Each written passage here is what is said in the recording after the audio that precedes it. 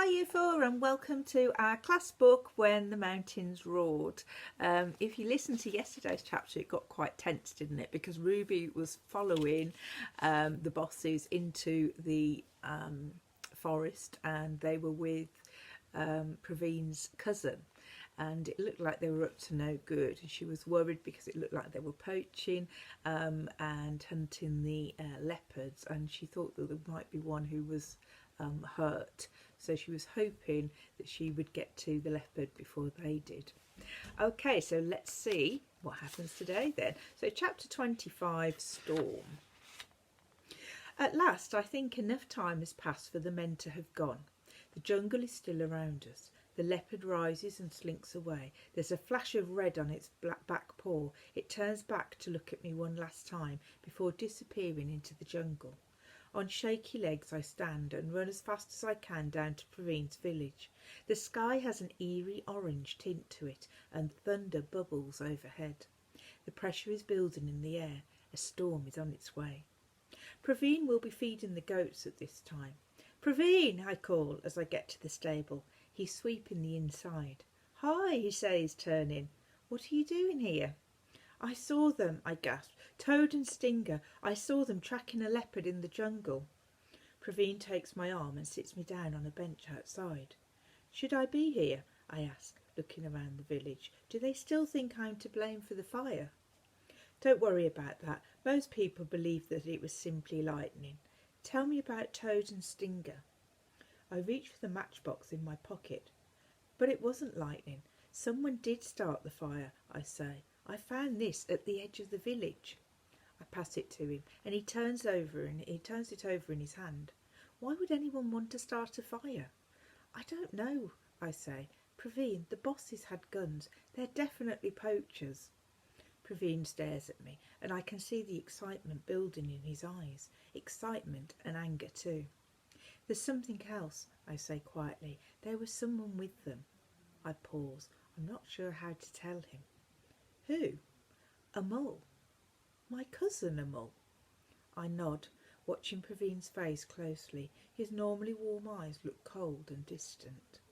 "He wasn't holding a gun," I add, but he was there with them, and I think he might have been helping them." I trail off.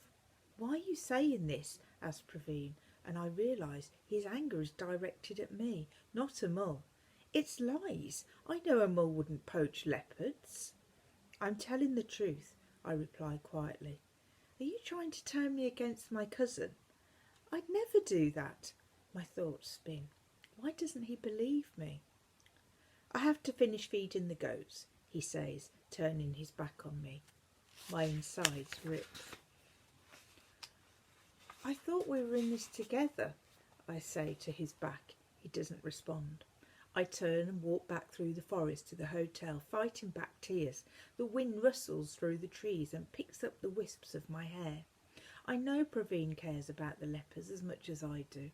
How do I tell Dad and Grandma about Mr. Bart and Mr. Anand? What proof do I have? None. I realise I've nearly reached our shrine to Durga.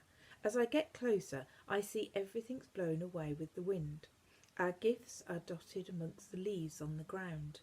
I snatch them up, then sit amongst the broken pieces and hug my knees to my chest. A wave of helplessness hits me, just like it did after Mum died. "I don't know how to do this anymore. Why can't you still be here?" I whisper into the wind. "You'd know what to do. You'd believe me." A scrap of paper from the note I wrote to Mum is fluttering on the ground. I pick it up. It's torn and tattered, and most of the words are smudged by the rain. The only legible words are "protects the mountain." I don't know why, but it sparks a little bit of belief in me again. A loud clash of thunder makes me jump. In the distance, charcoal clouds gather into looming cauliflower shapes. I have to get back to the hotel before the storm hits. I turn back and run. Halfway there, hailstones hammer down around me. They hit the ground and bounce, pinging in all directions. The sky darkens, even though it's still morning. Lightning flashes as I reach the house. Dad is standing on the porch and I see his expression change to one of relief when he sees me. I dash inside and rip off my wet cold jumper. Hailstones are caught on my neck and I brush them off. The electricity cuts out then and we're plunged into dimness. As the storm rages, I stand under the covered veranda and watch the flashes fall through the sky.